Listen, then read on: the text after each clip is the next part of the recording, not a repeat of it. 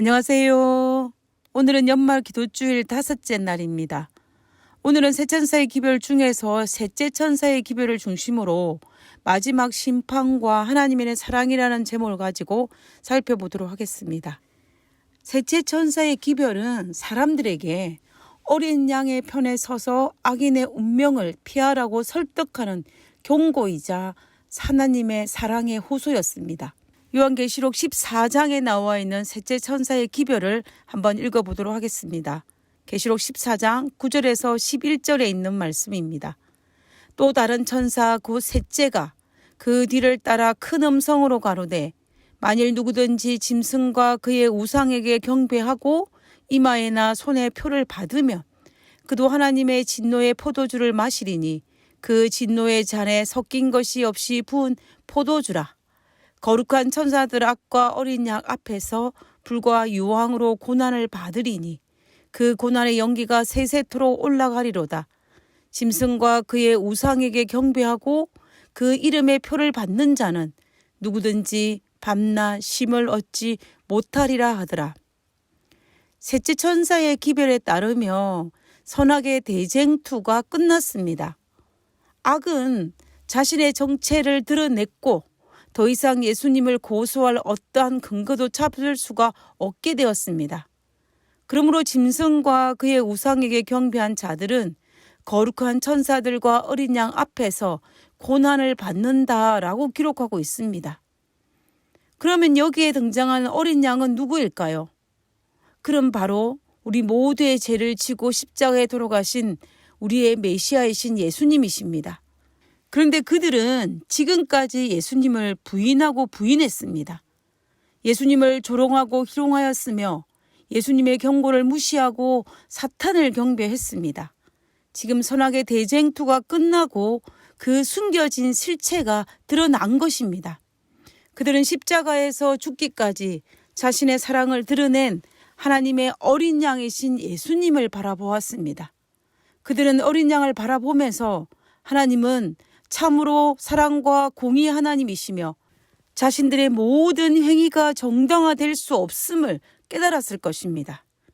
이때 악인들의 마음이 어떨까요? 우리가 상상하기 그리 쉽지만은 않습니다. 그러나 성경에서 이와 비슷한 경험을 한 사람들을 한번 찾아보도록 하겠습니다. 예수님을 은 30냥에 팔았던 가룟 유다를 기억하실 것입니다. 그가 왜 자살을 했을까요? 유다는 은 30냥에 자신의 스승이자 메시아이신 예수님을 팔았습니다. 유다의 심리 상황에 대해서 시대의 소망에서는 아주 잘 묘사하고 있습니다. 그 부분을 한번 읽어보도록 하겠습니다. 유다는 자신의 말을 따라 그리스도를 단단히 포박하는 자들을 바라보았다.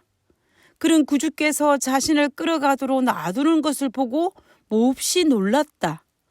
그는 근심하면서 동산에서부터 재판장까지 그리스도를 따라 유다 지도자들 앞에 이르렀다. 매 순간 유다는 그리스도께서 하나님의 아들로서 원수들 앞에 나타나 그들의 모든 음모와 권세를 무색케 하여 그분의 원수들을 놀라게 하시기를 바랬다. 그러나 시간이 흘러도 예수께서 당신에게 퍼붓는 모든 욕설을 묵묵히 참고 계시는 것을 보고 그의 주님을 팔아 죽음에 이르게 한 이 반역자는 말할 수 없는 무서운 공포심에 사로잡혔다. 재판이 거의 끝날 무렵에 이르자 유다는 더 이상 양심의 가책을 견딜 수 없었다라고 기록하고 있습니다. 성경은 이때의 상황을 이렇게 기록합니다.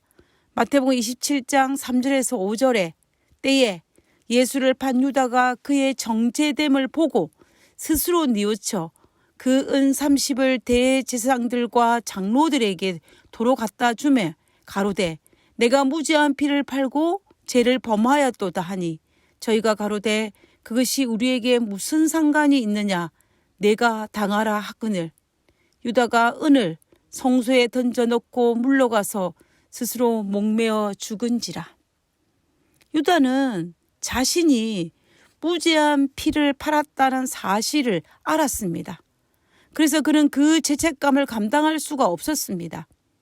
유다는 자신 앞에 이루어진 메시아이신 예수님의 본 모습을 보고 죄책감과 두려움에 사로잡혔던 것입니다.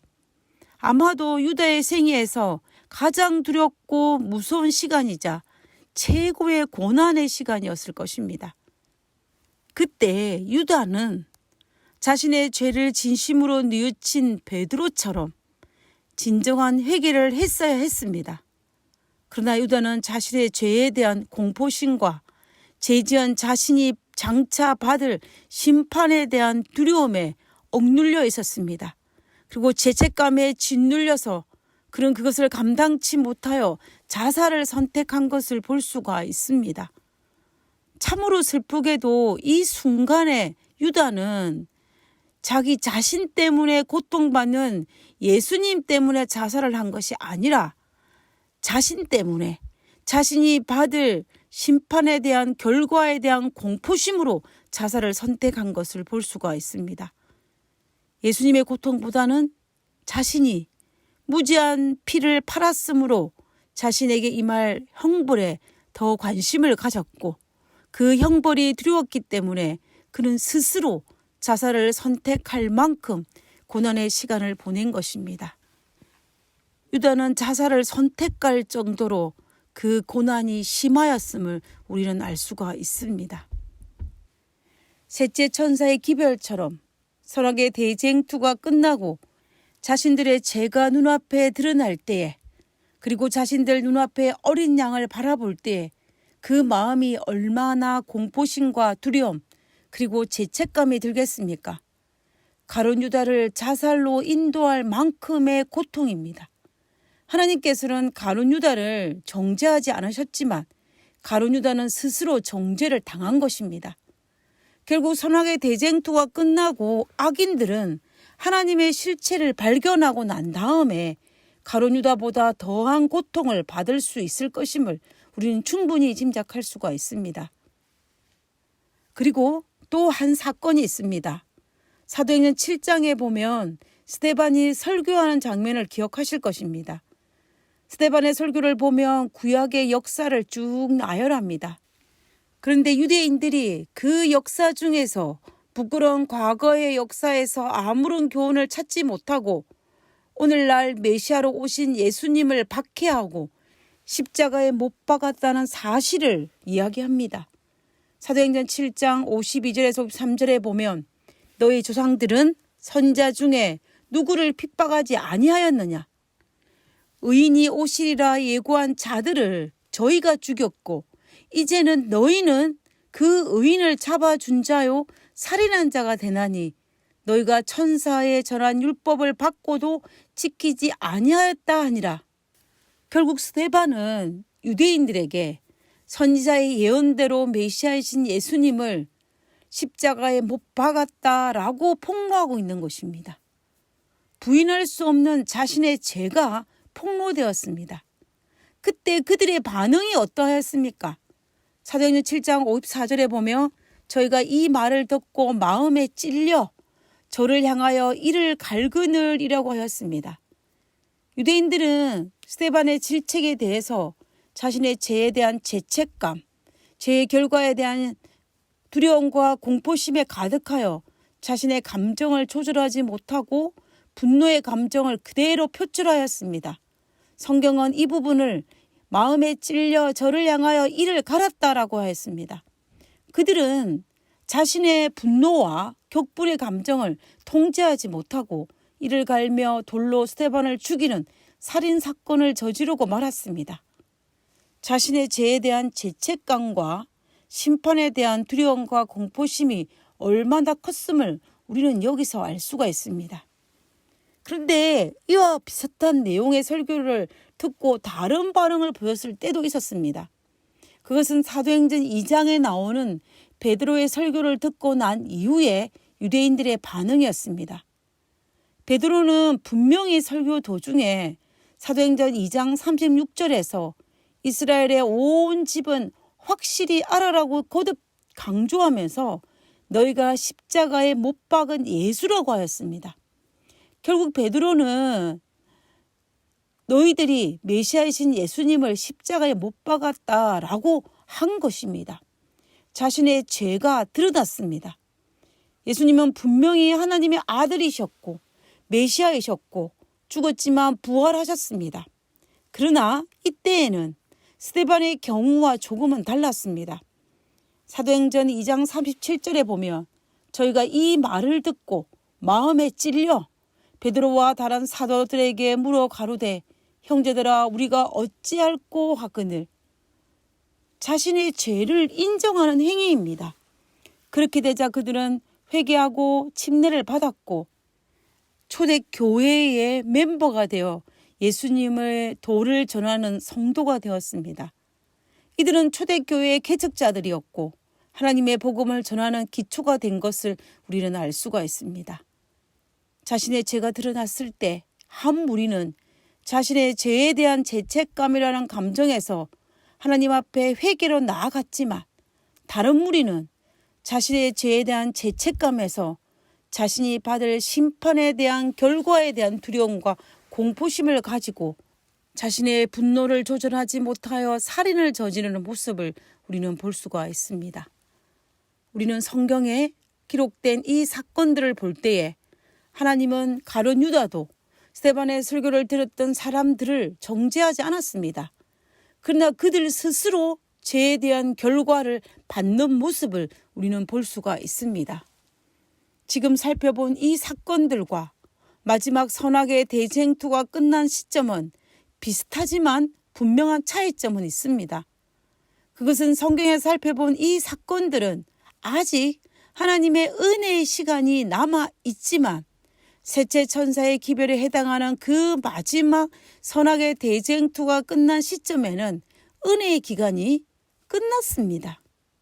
이런 상황 속에서 악인들은 십자가에서 보여준 어린 양의 희생적인 사랑이 그들 앞에 전개될 때에 그들은 죄책감을 감당할 수 없을 것입니다. 그리고 자신들이 이처럼 놀라운 하나님의 사랑과 영원히 분리되었다는 사실을 깨달았을 때에 가질 수 있었던 두려움과 그리고 자신에게 임할 심판의 결과에 대한 두려움과 공포심은 아마도 상상을 초월할 것입니다.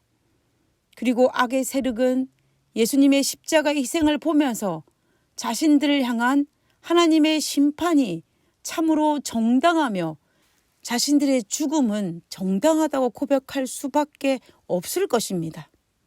그때의 거룩한 천사들 앞과 어린 양 앞에서 불과 유황으로 고난을 받으리니 그 고난의 연기가 세세토록 올라가리로다. 이 말씀이 성취될 것입니다. 고난은 하나님께서 그들에게 주신 것이 아니라 그들 스스로 자초한 것임을 알 수가 있습니다. 이것으로 말미암아 우주는 악의 세력의 존재와 그들이 저지른 악의 결과로부터 깨끗해질 것입니다. 이 불로 말미암아 모든 죄들이 소멸당할 것입니다. 그리고 이 땅에 새하늘과 새 땅이 재창조됨으로 선악의 대쟁투는 끝났음을 우리는 알 수가 있습니다. 성경은 분명히 반복하여 심판이 있음을 기록합니다. 우리는 반드시 알아야 합니다. 하나님께서 이 심판을 받지 않기 위해서 얼마나 많은 사랑의 호소를 하고 계시며 이 심판마저도 하나님의 사랑임을 말입니다. 우리를 구원으로 인도하기 위한 심판이며 악을 멈추기 위한 심판이며 우리에게 새하늘과 새 땅을 허락하시기 위한 사랑의 심판임을 잊지 말아야 할 것입니다. 우리가 살고 있는 이 시대는 이미 심판이 시작되었고 심판의 끝에 선악의 대쟁투 끝에 살고 있습니다. 우리에게 남아있는 시간이 그리 많지가 않습니다. 우리는 마음을 다해 어린 양 되시는 예수 그리스도를 믿음으로 말미암아 구원을 잃어버리지 않아야 합니다. 그리고 놀라운 새 천사의 기별을 전하는 사명을 감당해야 합니다. 이 시대의 새 천사 기별이야말로 우리를 구원으로 인도하기 위한 하나님의 호소이며 그리고 새 천사의 기별을 전하는 것이 바로 우리의 소명임을 잊지 말아야 할 것입니다. 하늘에 계신 저희들의 아버지, 새 천사의 기별을 통하여서 오늘 이 시대에 우리가 어떻게 살아야 할지, 그리고 하나님께서 우리를 위해 어떤 호소를 하고 계시는지 알게 하심을 감사합니다. 아버지, 새천사의 기별을 우리가 마음으로 받아서 하나님의 사랑을 느끼고 하나님의 사랑에 반응하여 하나님의 호소에 응답하는 그러한 삶을 살 수 있도록 주여 도와주시옵소서. 거룩하신 예수님의 이름으로 기도드렸습니다. 아멘.